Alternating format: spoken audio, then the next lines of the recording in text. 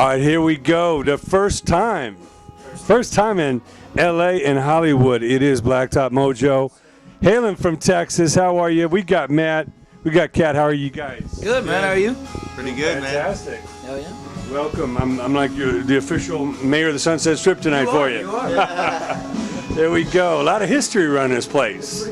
Man, I think everybody and their brothers played here, you know, between the Whiskey, to Roxy, to, and they tore down the House of Blues. I wish they still had that, but, you know, we got to make up for that. But, man, give us a little bit of background. I know you hail from Texas, great musical. Absolutely. I always say Texas and California are really like countries, man. They're not, they're not even states, man. They're their own worlds, man. They are. They're. You might as well speak a different language or have a different currency, you know? Absolutely. What was some of the first music you really got into? Some of the first music I really got into was actually 5th grade. I bought Hybrid Theory by Linkin Park with my own money. That's the first record I ever bought with my own money that I remember. And so that was my first kind of, that was my first introduction into kind of heavier stuff. So, and then, you know, grew up a little bit and got into, you know, Soundgarden and Alice in Chains and grew up on classic rock. You know, parents always playing Van Halen and, you know, stuff like that. My dad started me on Foreigner and Leonard Skinner, so that was where I started. Then I branched off. Vinyl? Or did they have record collection? Or? Oh no, it was just he bought me the greatest hits albums. Like, son, listen to some real rock and roll. You know? Man, I go back dropping the needle on that vinyl. Man. Oh yeah. That was something. We just now got a record player at the house. So we started a collection. Yeah. So we're working new on to it. it, but I know. there's nothing like it though. It's weird. It's like vinyl's new and old at the same time. Yeah. They tried to drive it out of town back in the was it the 80s or 90s? I guess the early 90s. Yeah, with the CDs. Yeah. But now everything's come full circle again. Yeah, they got rid of it. Well, I know you guys, you know, mix a lot of that in your music, you know, and coming out with that great stuff. I heard that quote. Somebody said, you know, if Soundgarden had a baby with Skinner, you know, there's Blacktop. Yeah, I think that's a pretty good somewhere in the middle there. That's where we fall, I think. So what was it about the great music that appealed to you? Was it just like the heart and soul, the infectiousness of being able to just feel the emotion? What was it about the I don't know. Well, there's a certain thing about like just real music. You can feel it really. I mean, there's a vibe to it that there's not with something that you make on a computer necessarily. Yeah, a computer can't make that music. Yeah. And you make that connection with the artists themselves. You know, it's almost like they resonate with you, like their songs resonate with what you're going through at the same time. You know, so that's how it kind of inspires you in that way. You know. And we gotta say rest in peace to Chester, because you know Linkin Park, man, they rocked the world when that album came out. They were just a little local band at the time. Yeah. And they did their damn thing. Absolutely, you know? absolutely. Yeah. And also and between Chris Cornell and Chester in like the same week, man, that was hard to take, you know? Yeah, we both actually got tattoos from a friend of mine in Alabama a week after Chris died. Yeah. Because he was a big influence on both of us. Yeah. Definitely a hero of mine for sure. Yeah. You listen back those records, especially since he's gone, and say that was one of a kind voice, man. Guys like that don't come along very often. Won't never be another like it. I guarantee you that. That's crazy. Well, again, a lot of history here on the Strip. A lot of history in Texas. You know, when you put the band together, obviously you're having a good time playing music. But what was kind of your thought? What did you have an idea like? There needs to be a band like this, or you know, we just having a good time, or did you feel like you were out to fill a void? It really just started as a good time, man.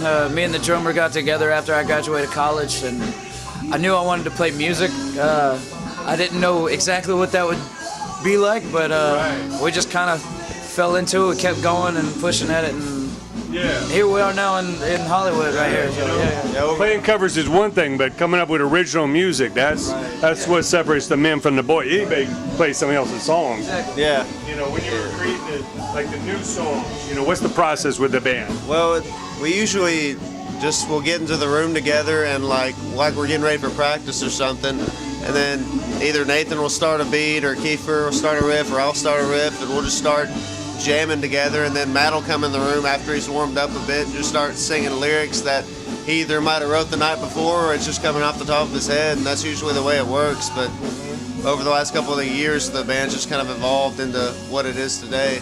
Okay. Super collaborative. We like to create together. It ain't no one guy doing It everything. could come anyway. You might come with a song title or a kind of a theme, or start with a riff or a groove. Or just nonsense words, man. It Right, doesn't. yeah. Yeah. I mean, Just a good melody, man, from the soul, Right. you know. just riff it. Yeah. You just baking do a it. stew and you don't know what to throw in there, and Exactly. Yeah. You see what comes out. But you know when it's time, right? Yeah. Right, absolutely. Okay. Well, I understand. I Am was the first album, Yeah. and you've stepped it up now with the new record. And I hear Jimmy Johnson was involved. Yes, sir. Tell us about that, man. We're talking about a guy who worked with the Rolling Stones, Skinner, Muscle Shoals. I mean, those are hallowed halls, you know, those studios and people like that. Obviously, if he's good enough for Keith Richards and Mick Jagger, you know. But tell us about how you got involved with him and what you learned from that experience. Well, our bass player here is actually originally from Muscle Shoals. Oh wow. Yeah, grew up there. Kind of knew Jimmy through some mutual friends and stuff like that. And through my dad. And then got the opportunity to go down there to Fame Studios and cut our last radio single. It was called Where the Wind Blows. Wow. With him, and he brought his engineer Steve Melton that engineered all those records that you were just talking about too. So Right. Yeah. we got to spend the day at Fame with them and cut a song, and then Steve actually we hit it off with Steve, and he came out and engineered the rest of the record when we went and cut it at Sound Emporium in Nashville. Right. So And Jimmy came by to visit and Yeah. just kind of listen, and he had to listen to the rest of Oh, yeah. it. So like Yeah. he was cool. And So do you have any stories of like the Stones or Skinner down there?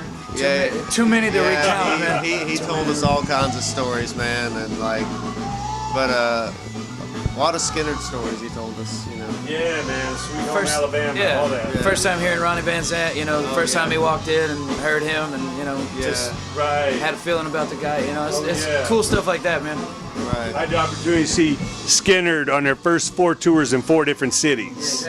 I was up in Ohio, then I went down to Miami and saw him at Miami Marine Stadium, that floating barge, and man, saw him in Cincinnati and all different places. I saw him, really crazy, I saw him about 2 weeks before the plane crash in Seattle, Street Survivors Tour. So, yeah, man, I saw him in the first and saw him on the last, but obviously, you know, the band kept going, and I guess they're about to call it a day, though, with Gary, his health failing, and, you know, without him, it's kind of hard to call it Skinner. Right. They've been yeah, at it I a long was, time, man. Yeah, man. I was fortunate enough that my first rock and roll concert was Skinner at Allman Brothers, and I got to see Billy Powell before he passed, so that was pretty cool. It was awesome. Yeah, I got to see that. So that was cool. But Yeah. But yeah, man, I treasure those moments seeing that original guitar attack with Alan Collins and Gary, you know, amazing stuff. So that's great. You know, I always tell people, I said, number one, you got to grow a lot of roots. You know, whatever music you make, you know, the more you can draw from, the better. Yeah. But also, you learn from your elders. Yeah. So to go to a great studio or go back to people that have been there and done that, you know, there's somebody said that. A lot of people just try and get the newest this and the quickest that, but you know, those records were really cut live and they were cut analog. You know, a lot of reel-to-reel tape. You can really feel it in the walls at a place like that, man. It's you see pictures of you know, Wilson Pickett and Greg Allman on the walls of a studio that, like where you're standing at in that studio, and there's a picture of them right there. It's something about that, man. It's something crazy. Involved with an artist, we're about to cut a record at Willie Mitchell's studio in Memphis, where Al Green and all that stuff was cut. And we specifically, man, went after that. Yeah. I'm surprised it's still there, and you know, Willie's son's still running it. I'm like, man, that's the real deal Badass. there. Hell yeah. I mean, just to be in those walls, you know, where all that stuff's cut. Right. Really? Yeah. Definitely. Yeah. You know, like I say, music moves forward, but you got to draw from the past, you know? And no music is totally original. You got to pull from something. You might as well pull from the classics. Something awesome. Yeah. Well, tell us a little bit about the songs coming together, you know, on the newest record, and kind of what have you learned from the past as far as kind of learning as songwriters, you know, kind of knowing what songs will work live and all that? The first album we cut in about a week, and we didn't know what we were doing. It's our first time in the studio, and first time in that kind of setting, and you know, working in a studio, you know, because it is work. You know, you don't really think about it like that until you get there. But we took about 2 weeks before that to do pre-production and, you know, kind of put the songs together, and we'd been playing them live for a while, but just to get them to where they're ready to record. And on the second record, though, we spent about 6 to 8 months recording demos and you know, doing a lot of pre-production and writing and arranging and stuff like that. So to try to make it a little more streamlined and a little more I don't know, a little more professional, I guess. A little more time tested. Also, like on the second record, we'd been playing with each other a lot longer, and so we kind of developed a natural chemistry and just tightness together, you know, that we didn't have necessarily before. So it helped in the writing, helped in the recording. Definitely more prepared, more a little more seasoned. Yeah, I mean, you might change something up in the studio, but it sounds crazy when these guys talking about like writing an album in the studio. That's like nuts, man. Oh yeah. You gotta be prepared, especially you get a chance to kind of play some of the songs live, get a feel for. We like to prepare for sure. We like to test them out on the audience first. Yeah, man, I love it.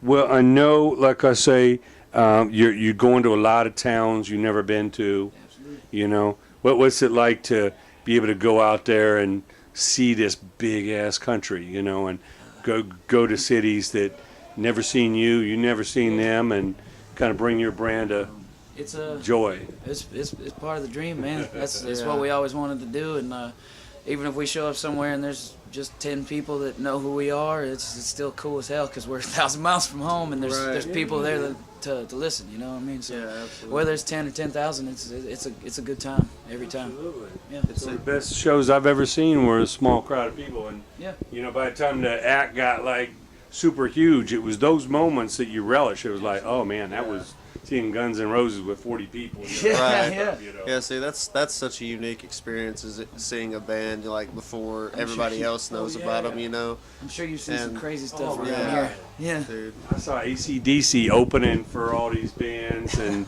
you know, and people scoffed at them, like, what the hell is this? And next thing you know, Back in Black comes out, and they're all filling all the arenas. You know? I'm like, where the hell were you guys? It's like their fourth album, you know. Fifth album, you know? Right. They got a new singer now. Man, it's crazy. But you know, unfortunately, a lot of people like sheep. They kind of follow the lead of others. But those of us that really love music, we're in here early and loving what you guys do. As far as all that you've seen and all that you've been through right now, what do you kind of school these younger bands? Somebody come up today like, man, I want to do what you guys are doing. Obviously, the business has changed. It's hard to give them advice on that.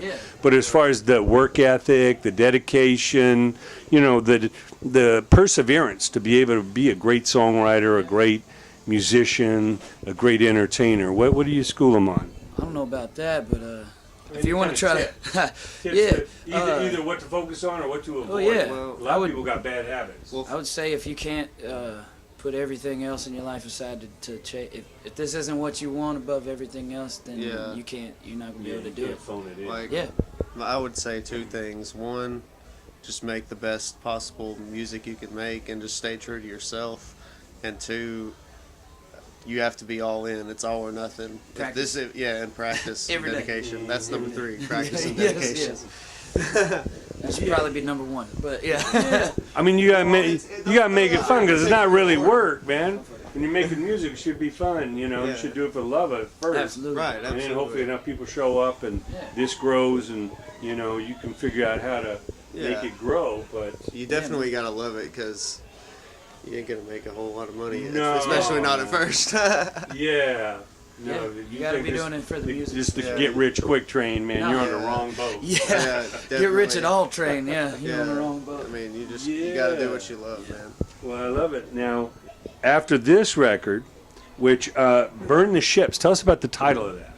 Title of that came from a story that our drummer Nathan Gillis had read about Cortez coming to the New World, and they were up against this crazy army and a bunch of his men wanted to retreat, so he ordered all their ships be burned in the harbor, so they had no choice but to go fight. So at the time we were making this record, everybody in the band was quitting their jobs, and we all moved into a house together, and it was basically kind of it was a no going back type of moment. So we kind of liked the theme of that story, kind of went along with what we were doing at the time. So yeah.